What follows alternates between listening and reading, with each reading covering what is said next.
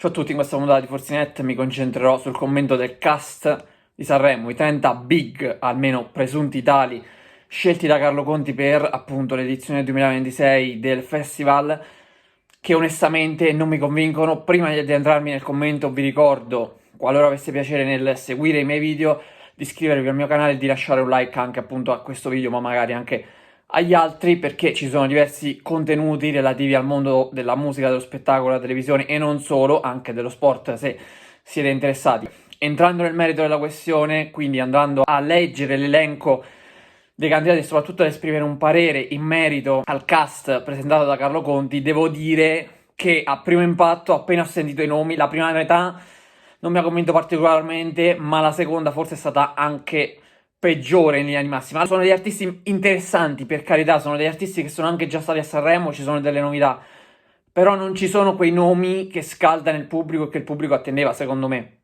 Io ho letto molte liste nel corso di questi giorni, di queste settimane, di questi mesi, si è passati da dei nomi potenzialmente molto molto importanti, avete visto anche il mio Totonomi, forse, nei video precedenti, e quindi comunque io pensavo che potesse uscirne un cast abbastanza eterogeneo, come lo è questo, sì, però con dei nomi comunque importanti, magari anche ex vincitori dello stesso programma, oppure comunque nomi che nella musica attuale vendono, fanno sold out e sono molto molto rilevanti. Ora come ora, e non è questo un aspetto fondamentale per carità, però comunque deve attirare l'attenzione. Devo dire che se l'anno scorso Carlo Conti è riuscito a dare continuità al Festival di Amadeus, quest'anno è stato un ritorno al passato, ma ha fatto 10 passi indietro secondo me a livello di cast. Andiamo ad addentrarci proprio nella lista.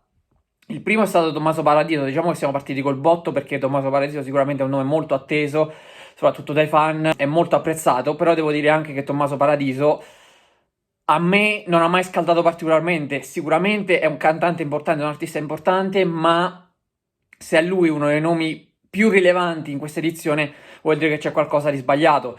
Poi abbiamo Chiello, che per carità già si vociferava che ci potesse partecipare anche l'anno scorso. Secondo me Chiello ci può stare, non è un nome da scartare. Il problema non è lui, non sono i singoli, ma è il cast nel complesso. Abbiamo Serena Brancale che torna dopo l'anno scorso, quindi di fatto un gradito ritorno per coloro che l'hanno scoperta appunto l'anno scorso e l'hanno apprezzata tanto. Dito nella piaga, anche per lei è un ritorno, ma ripeto, non è un nome altisonante, non è quel nome che ti fa gridare al boom, alla sorpresa incredibile. Ci sono Fedez e Marco Masini che in coppia l'anno scorso hanno fatto la cover a Sanremo 2025, adesso a Sanremo 2026 presenteranno proprio un nuovo brano inedito e anche qui forse sono una delle coppie sulla quale c'è maggiore attesa, soprattutto perché c'è il nome di Fedez ovviamente in ballo, che può creare sempre qualche dinamica, qualche polemica anche correlata al Festival di Sanremo, che l'anno scorso non si è generata, per fortuna, e ne sono stato anche molto felice. Ci sarà Leo Gasman, altro nome che secondo me non scalda la piazza, addirittura c'è Saif. Saif è il giovane che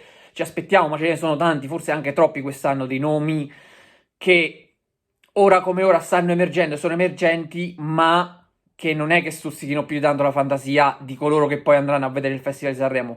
Ci sarà Risa che tornerà dopo 5 anni di assenza, 13 Pietro, sulla falsariga di Chiello e di Saif più o meno, anche lui comunque al debutto sul palco dell'Ariston. Ci sarà Fulminacci ovviamente è un nome che già abbiamo avuto nel Sanremo di Amadeus e che torna in gara presentando un altro brano. Sal Da Vinci, e a sorpresa potrebbe essere anche lui uno dei nomi più attesi paradossalmente, se pensiamo al successo che ha avuto con una canzone, soprattutto con Rossetto e Caffè. Però ricordiamoci che al momento sicuramente ha fatto altre canzoni, ha fatto altri brani, ma il boom ce l'ha avuto soltanto con un brano e non è l'unico tra questi, perché poi c'è Samurai J. Samurai J è emerso adesso, è emerso quest'estate con la canzone Halo, è tutto sbagliato. Ebbene, direi che per descrivere questo cast forse quella canzone è la migliore che potremmo usare, secondo me.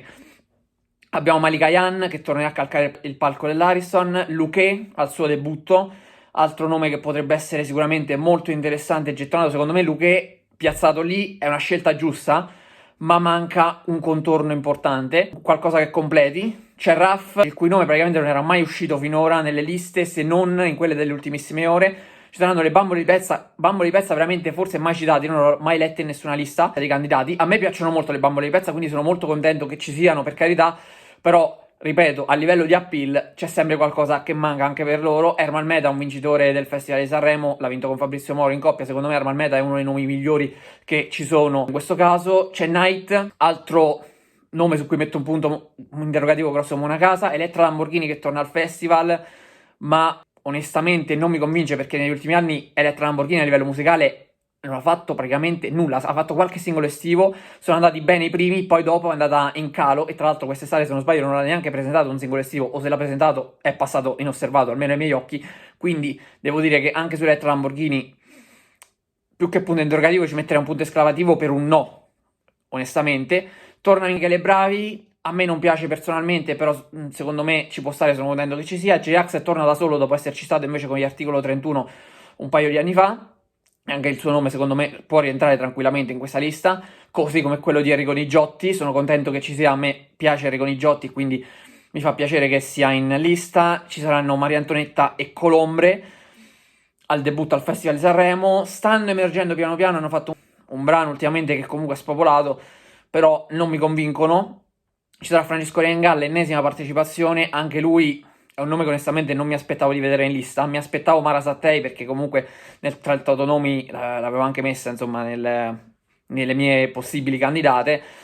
Non mi aspettavo LDA H7, però nelle varie liste dei partecipanti che avevo letto c'era stato questo duetto H7 e LDA che era stato paventato. Tornerà D'Argent Amico, tornerà anche Levante su quel palco, un nome anche io avevo messo in lista e che sicuramente è interessante. Eddie Brock, che come Samurai J ha fatto soltanto una canzone, tra l'altro anche molto più recente di quella di Samurai J, cioè proprio in queste settimane sta avendo grande successo. Per una canzone praticamente lui già va sul palco dell'Ariston. E infine Patti Bravo, che era un nome comunque per la quota over che era spendibile e abbastanza probabile. Quindi riassumendo, sul palco dell'Ariston al Festival di Sanremo 2026 avremo Tommaso Paradiso, Chiello, Serena Brancale, Fulminacci, Dito nella Piaga, Fedez e Marco Masini, Leo Gassman, Saif, Arisa, 13 Pietro, Sal Da Vinci, Samurai J, Malika Yan, Luque, Raff, Bambole di Pezza, Ermal Meta, Nait, Elettra Lamborghini, Michele Bravi, J-Ax, Enrico Nigiotti, Maria Antonietta e Colombre, Francesco Renga, Mara Sattei, LDA e H7 in coppia, D'Argent Amico, Levante, Eddie Brock e Patti Bravo. Allora, giudicate voi questo cast. Dal mio punto di vista è una delusione totale. Io avevo già letto qualcuno, insomma, sui social che gridava al flop semplicemente per le liste che erano state pubblicate, liste chiaramente ipotetiche basate anche su delle indiscrezioni, su delle supposizioni. Lì già si gridava al flop. Onestamente io do poco retta a quelle liste, magari qualche nome c'è, infatti effettivamente sono emersi, ma qui è andata molto peggio rispetto a quanto ci si potesse aspettare. I grandi nomi che sono stati invitati, perché comunque si sa che c'è chi presenta la canzone di sua spontanea volontà perché vuole partecipare, chi invece viene invitato proprio a mandare una canzone per poi essere valutata e capire se effettivamente può prendere parte al Festival di Sanremo o meno quell'artista. Ebbene, tanti artisti hanno detto di no, probabilmente tutti quei nomi importanti che abbiamo sentito e che invece non ci sono, vedi Emma, vedi Angelina Mango, anche Elisa, Marco Mengoni, sono tutti nomi che probabilmente sono stati contattati, ma che invece poi o non hanno presentato una canzone o comunque hanno proprio deciso di declinare l'offerta, di declinare l'invito, e questo veramente è qualcosa di incredibile, dato che negli ultimi anni, fino anche all'anno scorso, comunque col Sanremo di Carlo Conti, praticamente si davano battaglia quasi, cioè facevano a botte, metaforicamente, chiaramente, per cercare di salire su quel palco, per cercare di andare all'Ariston, che comunque ti garantisce degli stream e una risonanza clamorosa a livello nazionale ed internazionale, tant'è che tutti i brani, o la maggior parte in questo caso, visto che le certificazioni sono cambiate proprio dal 2025, la maggior parte dei brani vengono certificati, arrivano a certificazione disco d'oro, poi anche di platino ovviamente, altri, quindi è una vetrina clamorosamente importante. Il problema, in questo caso però, è che c'è stato un clamoroso passo indietro. Già anche a livello di numeri ci sono state molte meno candidature rispetto al passato. Io non mi ero allarmato più di tanto, ma adesso vedendo questo cast devo dire che c'è una delusione totale. Il cast mi sembra troppo debole apparentemente. Poi ovviamente si darà molto più peso alle canzoni che ai nomi degli artisti in gara, e su questo io non voglio discutere. Lo vedremo poi al momento dei fatti, magari il festival andrà meglio dell'anno scorso, però onestamente partire con dei nomi forti ti dà un vantaggio incredibile perché la gente si sintonizza sulla Rai anche semplicemente per seguire il suo cantante preferito e quell'artista lì.